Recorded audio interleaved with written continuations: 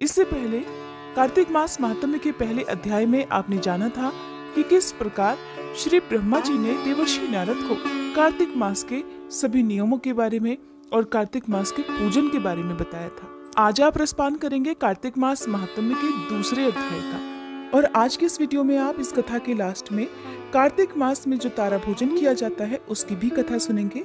तो अब रसपान कीजिए आज के अध्याय का।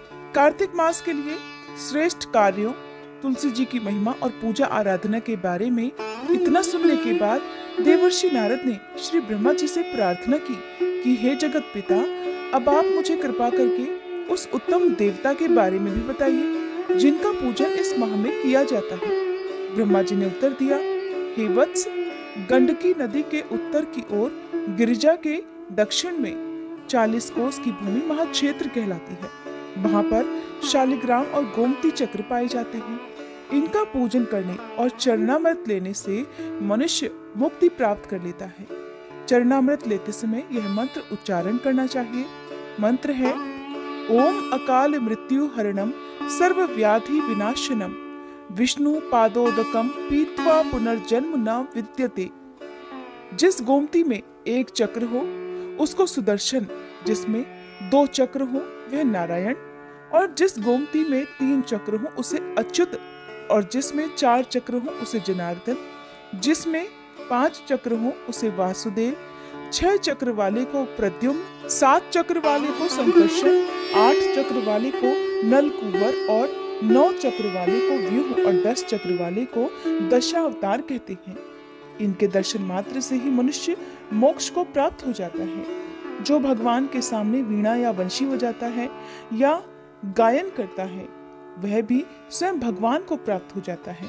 जो भगवान के आगे कार्तिक मास में मृदंग बजाता है भगवान उसे अपना सर्व प्रिय भक्त समझते हैं। जो भगवान के सामने नित्य श्रद्धा से धूप जलाता है वह कभी नरक में नहीं जाता। शंख में भरा हुआ या भगवान पर अर्पित किया हुआ जल अंगों से स्पर्श करने पर संपूर्ण रोग और पाप नष्ट होकर मनुष्य मुक्ति को प्राप्त कर लेता है। पूजन चाहे मंत्रों द्वारा पूरे विधि विधान से किया जाए या फिर सामान्य रूप से, परंतु मन में श्रद्धा सच्ची होनी चाहिए। पूर्ण श्रद्धा और निष्ठा से किया गया कार्तिक मास का स्नान, ध्यान, पूजा पाठ और व्रत अत्यंत फलदायी होता है। देवर्षि नारद स्वयं परम ज्ञानी थे। आप ब्रह्मा जी से ये सभी प्रश्न हम संसारिक प्राणियों की भलाई के लिए कर रहे थे। अतः अब श्री ब्रह्मा जी से देवर्षि नारद ने पूछा, हे पितामह, अब आप कार्तिक मास में जो दीपदान आदि किया जाता है उसका महत्व सुनाने की कृपा कीजिए। नारद जी का यह प्रश्न सुनकर ब्रह्मा जी बोले, हे पुत्र, दीप चाहे स्वर्ण का हो या चांदी का, तांबे का हो या मिट्टी का, अपनी सामर्थ्य और श्रद्धा के अनुसार कार्तिक मास में दान अवश्य ही करना चाहिए। कार्तिक मास में दीपदान करने से समस्त पापों का नाश हो जाता है।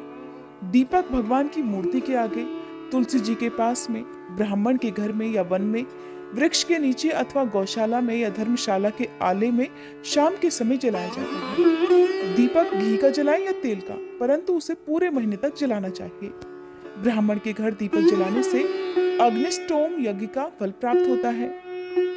जो ऊंचे स्थान पर अथवा ऊंचे खंबे पर दीप जलाते हैं उनसे धन की वृद्धि होती है और वैकुंठ में निवास मिलता है।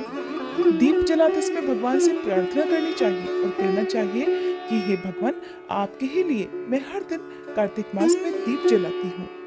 कार्तिक मास में मथुरा, माघ में प्रयाग और वैशाख में हरिद्वार में स्नान और निवास करें तो यह अत्यंत ही उत्तम होता है। जब सूर्य तुला, मकर अथवा मेष राशि में हो उस समय किए जाने वाले नियम, व्रत, पूजा और दान बहुत ही शुभ फल देते हैं। इन महीनों में किए हुए व्रत, दान और शुभ कर्मों से सभी पापों का नाश हो जाता है। जिस प्रकार भगवान भास्कर के अर्थात सूर्य के उदय होने से अंधकार का नाश हो जाता है और वज्र से पर्वत का, गरुड़ के भय से सर्पों का, पवन से मेघ का, ध्यान से दुख का और सिंह के भय से मृगों का नाश हो जाता है, ठीक उसी प्रकार श्री मथुरा जी के दर्शन मात्र से ही सभी पापों का नाश हो जाता है। कार्तिक मास में स्नान और जागरण, दीपदान, तुलसी जी का दर्शन पूजन, भगवान के मंदिर में झाड़ू लगाना, साफ सफाई करना, गाना बजाना, भगवान की कथा सुनना सुनाना कीर्तन करना कराना ये सब शुभ कार्य होते हैं। इनके करने से श्रेष्ठ फलों की प्राप्ति होती है। पूर्व जन्म के पापों को नष्ट करने के लिए कुछ न कुछ व्रत, दान, भजन, पूजन आदि करना अति उत्तम रहता है।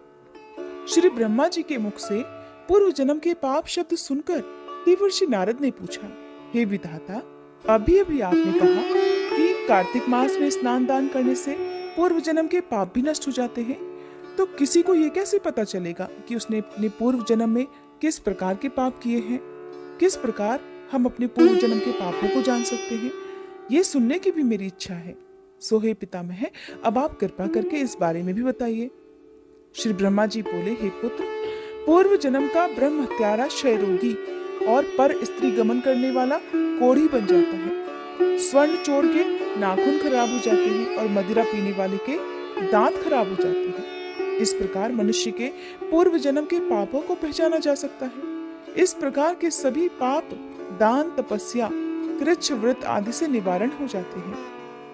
ब्रह्मा जी ने आगे कहा, हे देवर्षि, अब हम कुछ व्रत आदि बतलाते हैं। एक समय भोजन करने से और 3 दिन शाम और 3 दिन प्रातःकाल भोजन करने को अतिकृच्छ व्रत कहते हैं। शाम के समय 12 ग्रास और प्रातःकाल में 26 ग्रास या 24 ग्रास खाने को भी अतिकृच्छ व्रत कहा गया है। 3 दिन तक खाएं और फिर 3 दिन उपवास करें तो ये भी अतिकृच्छ व्रत होता है। शाम के समय 1 ग्रास और प्रातःकाल में 1 ग्रास, फिर 2 दिन बगैर मांगा हुआ और 2 दिन तक उपवास करें तो यह व्रत अतिकृच्छार्क व्रत कहलाता है।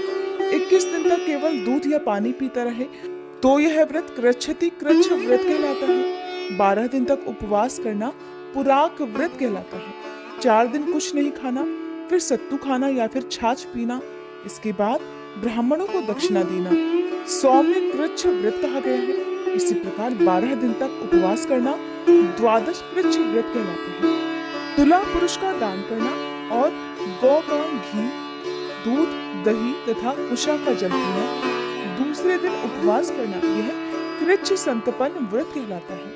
कार्तिक शुक्ल चतुर्दशी को भगवान का पूजन करना चाहिए। उस रात को उपवास रखकर और कमर तक जल में खड़े रहकर रात्रि भर भोजन करने को जल कृच्छ व्रत कहा गया है। जो इस व्रत को करता है वह वैकुंठ को प्राप्त कर लेता है।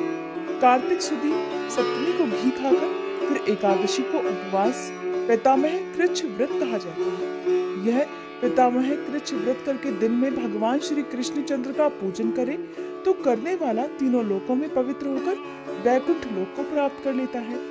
कार्तिक सुदी छठ से 3 दिन तक उपवास करने से महेंद्र कृच्छ व्रत हो जाता है। इसे कर मनुष्य दुर्लभ वैकुंठ लोक में वास पा लेता है। 3 दिन अन्न भक्षण करने और 3 दिन उपवास करने से पत्र पंचक व्रत हो जाता है। इसे वैष्णव कृच्छ व्रत कहा जाता है। अगर एकम से पंचमी तक केवल दही खाए फिर एकादशी और द्वादशी को भगवान का पूजन करे तो उसे परम कृच्छ व्रत कहा गया है। इसके करने से श्वेत द्वीप में वास मिलता है। जो शुक्ल पक्ष की एकम से प्रतिदिन 1-1 ग्रास कम करता है और अमावस्या को कुछ नहीं खाता तो यह चंद्रायन व्रत कहलाता है। 1 ग्रास 2 तोले अर्थात 25 ग्राम के लगभग मानना चाहिए। एक बार में जितना भोजन आसानी से मुंह में आ जाए इतना ही ग्रास होना चाहिए। कृष्ण पक्ष के आदि में अर्थात शुरुआत में 14 को 5 ग्रास और फिर हर दिन 1-1 ग्रास बढ़ाकर एक पक्ष में 240 ग्रास पूरे करने चाहिए। इसे भी चांद्रायण व्रत कहते हैं। जो व्यक्ति कार्तिक सुदी सप्तमी, अष्टमी, नवमी और दशमी को जल कमल खाए फिर एकादशी को उपवास करे तो यह लक्ष्मी व्रत कहलाता है।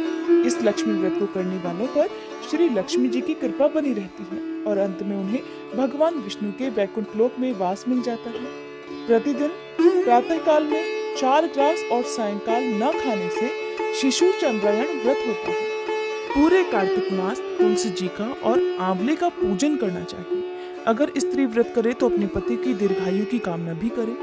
व्रत समाप्ति के बाद किसी ब्राह्मण को गौदान या अपनी सामर्थ्य अनुसार दान, दक्षिणा या भोजन आदि देना चाहिए।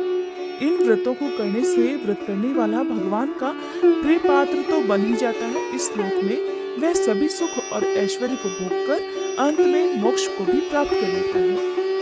ऐसा कहकर श्री ब्रह्मा जी कुछ देर के लिए मौन हो गए। कार्तिक मास महात्म्य का दूसरा अध्याय समाप्त हुआ। अब सुनिए कार्तिक मास में किए जाने वाले तारा भोजन की बहुत सुंदर और पौराणिक कथा। पौराणिक कथा के अनुसार किसी नगर में एक साहूकार अपने परिवार के साथ रहा करता था। साहूकार के परिवार में उसकी बहू तारा कार्तिक में एक ही समय भोजन किया करती थी, क्योंकि वो कार्तिक स्नान किया करती थी, कार्तिक मास की पूजा करती और तुलसी पूजन किया करती थी। शाम को जब तक कोई उसके मुंह से कार्तिक मास की कथा ना सुन ले तब तक वो भोजन ही नहीं करती थी। एक दिन उसने अपनी सास को कहानी सुनने को कहा, तो सास ने ये कहकर मना कर दिया कि मुझे अभी पूजा करनी है। अब बहू ने अपनी जेठानी से कहा कि आप मेरी कहानी सुन लो। जेठानी ने भी मना करते हुए कहा कि मुझे तो अभी खाना बनाना है। अब बहू ने अपनी देवरानी से कहानी सुनने को कहा, तो उसने भी बहाना बना दिया कि बच्चों को देखना है। अब बहू ने अपनी ननद को कहानी सुनने के लिए कहा, तो उसने भी मना कर दिया और कह दिया कि मेरे ससुराल से मेरा बुलावा आ गया, इसलिए मुझे जाने की तैयारी करनी है। अब बहू अपने पति के पास गई कि आप ही मेरी कहानी सुन लीजिए। तब उसके पति ने कहा, मुझे तो व्यापार देखना है, मेरे पास कहानी सुनने का समय ही नहीं है। उसकी ये मनोदशा देखकर भगवान स्वयं उसके लिए स्वर्ग से विमान भेजते हैं। स्वर्ग से विमान आया देखकर उसकी सास भी भागकर जाने के लिए आती है, लेकिन बहू ये कहकर मना कर देती है कि आपको तो पूजा करनी है। अब जेठानी आती है, तो जेठानी को बहू कहती है, आप कैसे चलेंगी, आपको तो खाना बनाना है।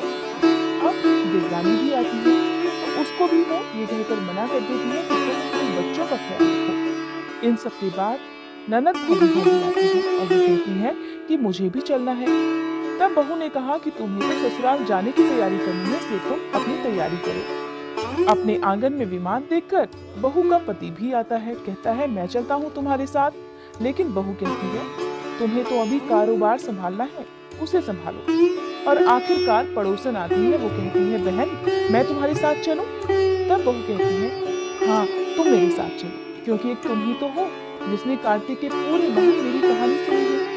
अब दोनों विमान में बैठकर स्वर्ग जाने लगती है। तभी रास्ते में ही बहू को घमंड हो जाता है कि मैंने कार्तिक के पूरे महीने व्रत किया और कहानी कही, इसलिए मुझे स्वर्ग का वास मिल रहा है। लेकिन मेरी पड़ोसन ने तो केवल कहानी सुनी है, व्रत नहीं किया, फिर भी मेरी वजह से इसे भी स्वर्ग का वास मिल रहा है। इस प्रकार विमान में बैठी बैठी बहू मन में ये सोचते जा रही थी कि अचानक भगवान ने वहीं से उसे विमान से नीचे फेंक दिया। उसने पूछा, भगवान मेरा अपराध तो बता दीजिए, आपने मुझे नीचे क्यों फेंका? तब भगवान कहने लगे, तुझे अभिमान हो गया था कि तूने कार्तिक मास का पूजन किया है और व्रत कथा कही है, इसलिए अब तू धरती पर रहे और तू आने वाले 3 साल तक जब तक तारा भोजन व्रत करेगी तभी तुझे स्वर्ग की प्राप्ति होगी। ऐसा कहकर भगवान विमान सहित अंतर्ध्यान हो गए। इस प्रकार जो भी भक्त कार्तिक मास में अगर सभी नियमों का पालन ना कर पाए, कार्तिक स्नान ना कर पाए, केवल अगर कार्तिक मास की सभी कथाएं सुन ले, तो उसे भी अंत समय में मोक्ष की प्राप्ति होती है और भगवान श्री हरि का आशीर्वाद उन सब पर बना रहता है।